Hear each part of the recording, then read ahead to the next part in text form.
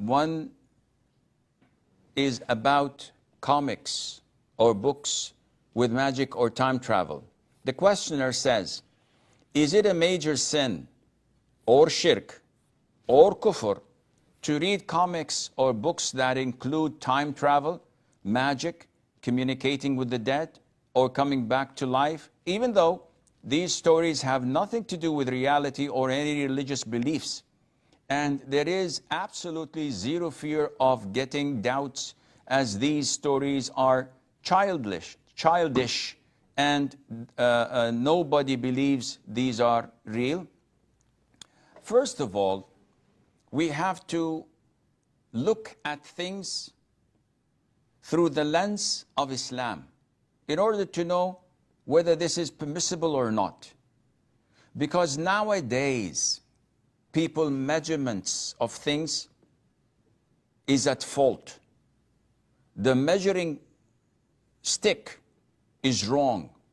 So people weigh things according to the customs, the traditions, logic.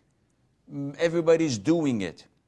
And this does not work with Islamic rulings, because Islam is a defined religion that has boundaries, that has sets of rules and regulations, which makes everything easy to be judged according to the Quran and the Sunnah, with the understanding of the righteous predecessors.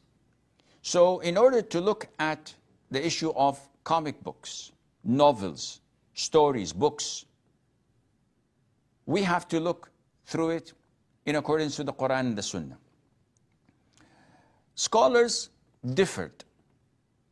A vast majority of them said that this is totally prohibited, because these are a set of lies and fabrications.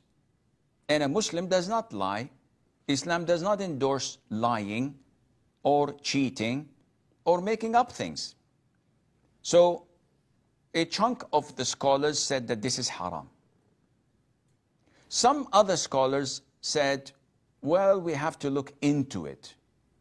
If morally it is a good story that has a good benefit to the reader, and it does not include anything haram, so the whole structure of the story has a good ending, builds up courage, honesty, truthfulness in the reader's head, and evil loses, it doesn't beautify evil, it doesn't include anything haram.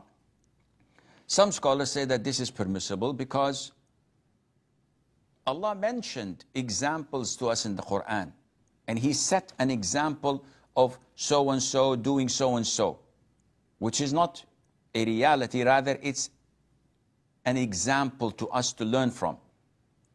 And stories that people know that are not true and they are fiction, as long as nothing haram is included, this is a part of teaching people with good moral conduct, Islamic beliefs, and entertaining them at the same time.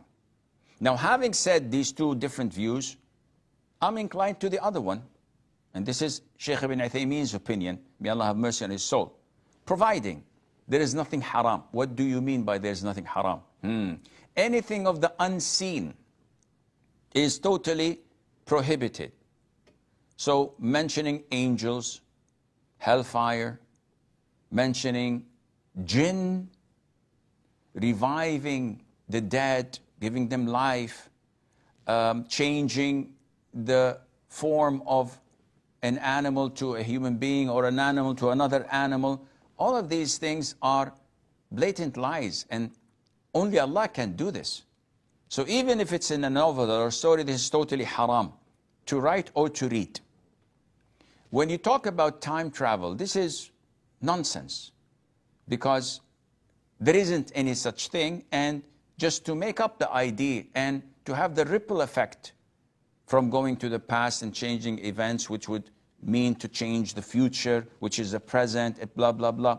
All of this is not possible and cannot happen, and it's claiming to change people's fates according to what is going on. This is totally prohibited. Magic, having magical powers to do things. Magic is haram in Islam, which leads to Harry Potter's novels and stories and movies to be all impermissible for Muslims to watch. And the list goes on. So at the end of the day, Sheikh, we are limited with very little amount of novels and stories that we can read and write. Yes, this is true. And we don't have to bend the rules. We have to follow them. And these rules are not mine or yours. These are divine rules from Allah Azza wa Jal. Muslims don't cheat, don't lie, don't fabricate, and don't talk about the world of the unseen. And Allah Azza wa Jal knows best.